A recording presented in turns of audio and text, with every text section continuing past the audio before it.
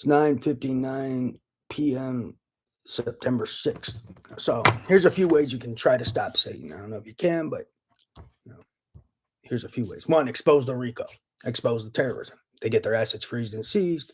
They lose influence. They lose power. That's one way to stop them. And they go to prison. Two, remove the mask. It's a lot harder for people to see someone as Satan if Satan's wearing a mask and disguised as a freedom fighter, disguised as greater good, disguised as altruistic, disguised as a good guy when he's Satan. Three, Satan loves to bribe people. If he has to bribe every law enforcement agent and intelligence officer around the world, Satan loses money, power, and influence. It makes it much harder for Satan to operate. Granted, he is Satan and he has various ways to make money. Key point.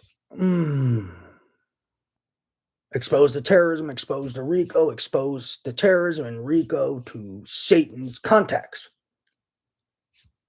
And it makes it a lot harder to finance evil deeds and terrorism when all of his contacts knows he's involved in terrorism, organized crime, and RICO, highly illegal, unethical, inhumane, human experimentation, etc. Because then people don't want to do business with that guy because they would be contributing to terrorism. And a lot of people don't like terrorism because terrorism is very bad. Highly illegal, unethical, inhumane, human experimentation, and mistreatment of disabled people, very bad. Ritualistic community sexual assault, very bad. RICO and organized crime, very bad. Illegal weapons manufacturing and distribution that endangers humanity, very bad. So these are some ways, some approaches to Satan and Satan Incorporated. And people so evil, it's scary. People so evil, Gandhi would be driven to murder them. The Human Rights High Commissioner would be driven to kill these people and commit human rights violations. That's how evil these people are. So these are some ways to take down Satan and Satan Incorporated and Satan's minions. If I think of other tools, I'll let you know. But these are some key ways. And always remember, don't become culpable. If you know of terrorism, intimidation, and coercing civilian populations, whether through threats, large-scale blackmail, large-scale witness tampering, videos and movies to intimidate and coerce civilian populations, even if they say it's a movie, but you're not sure, and then say some is real, some not, which leaves you wondering, that's a form of intimidating and coercing civilian populations. Demonstrations of how they'll make an example out of you is intimidating and coercing civilian populations. So remember that as well.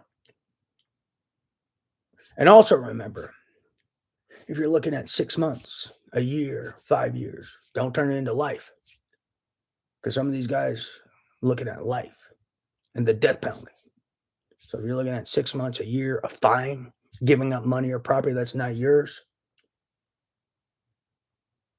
or making a contact with Satan.